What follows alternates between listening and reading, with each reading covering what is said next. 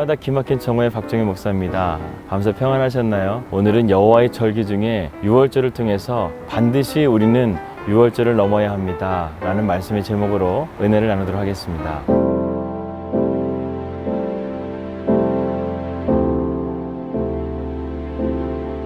레위기 23장 말씀을 보게 되면 여호와의 절기에 대한 규례들이 또 이렇게 나열되고 있습니다. 안식일과 유월절에 대한 말씀이 나오고 있습니다. 안식일은 하나님께서 세상을 창조하신 이후에 7일째 되던 날에 하나님 안에서 안식하라 라는 규례를 주신 창조의 규례입니다. 그리고 유월절은 이스라엘 백성들이 430년 동안 애굽에서 노예가 되었던 것을 하나님께서 구원해 주신 패스오버, 넘어가다, 이러한 뜻을 가지고 있는 하나님께서 제정해 주신 또 하나의 중요한 절기입니다. 이스라엘의 역사를 보게 되면 이러한 절기들을 가지고 있는 것을 우리는 보게 됩니다. 가만히 우리나라 역사를 보게 되면 우리나라도 많은 절기가 있는 것 같습니다. 또 얼마 전에 지났던 한글날, 세종대왕이 있었던 시기니까 지금으로부터 한 400년, 500년 전에 있었던 절기를 우리가 지키고 있는 것이고요. 우리 역사 가운데서 가장 오래된 절기라고 한다면 개천절 아니겠습니까? 10월 3일 날 무려 5000년 전에 있었던 그 절기를 기념하면서 지키고 있습니다. 마찬가지로 이스라엘도 유월절 절기를 지금까지 지키고 있는 것을 우리는 보게 됩니다. 왜 이렇게 절기를 지키는 것일까요? 그 이유는 간단합니다. 하나님을 기억하라는 것입니다. 하나님께서 너희를 위해서 구원해 주신 그 사건을 기억하면서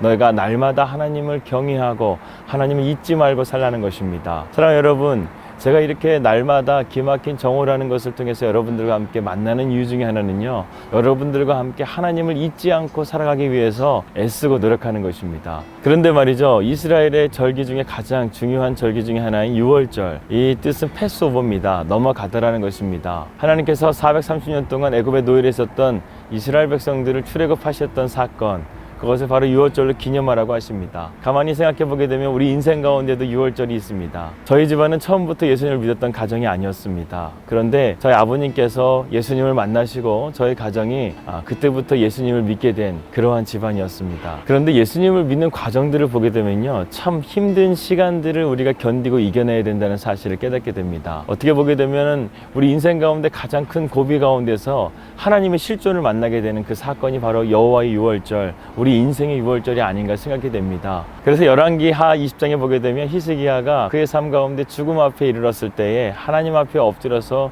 그가 하나님을 간절하게 구했을 때 하나님께서 그의 삶을 연장시켜 주시면서 그 죽음의 고비를 넘어가게 됐던 것을 우리는 보게 됩니다. 오늘날을 살아가면서 우리에게 참 필요한 것은 바로 지혜인 것 같습니다. 그 지혜는 무엇이냐? 하나님을 경외하는 것입니다. 또 한 가지, 하나님이 우리와 함께 하시다는 것을 날마다 우리가 되새기며 살아가는 것이죠.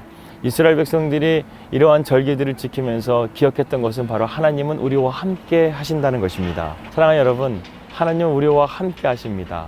오늘도 함께 하시고 또 내일도 함께 하시고 언제나 함께 하십니다. 제1차, 2차 세계대전을 통해서 유럽의 인구 5천만 명이 학살당하는 엄청난 비극을 경험했습니다. 그런 가운데서 나온 철학이 바로 실존주의입니다. 실존주의에서 말하는 5가지의 한계가 있습니다. 첫 번째는 뭐냐면 인간은 병든다는 것입니다. 질병에 의해서 병든다는 것이죠. 두 번째 뭐냐면 인간은 고독하다는 것입니다. 아무리 부부와 함께 있다 할지라도 우리는 고독할 때가 있습니다. 세 번째, 인간은 방황합니다. 네 번째, 인간은 죄를 짓는다는 것입니다. 다섯 번째, 인간은 투쟁한다는 것입니다. 이러한 질병, 고독, 방황, 죄, 투쟁, 이런 5가지의 원리가 우리가 도저히 넘을 수 없는 그런 벽이라는 것이죠. 그러나 우리가 절대적으로 넘을 수 없는 벽이 있습니다. 바로 죽음의 벽입니다.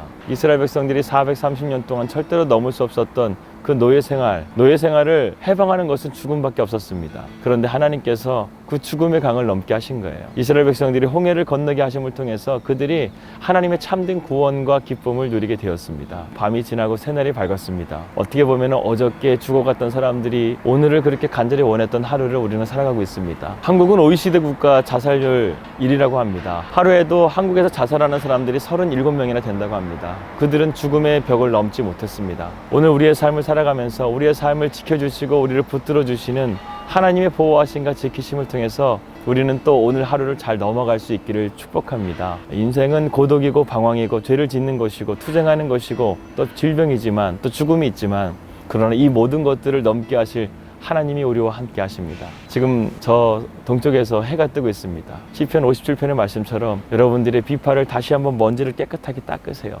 수금을 다시 한번 먼지를 깨끗하게 닦으세요. 그러면서 다윗처럼 이렇게 고백합니다. 내가 일어나 새벽을 깨우리로다. 여러분 인생 가운데 넘어야 될 벽이 있습니까?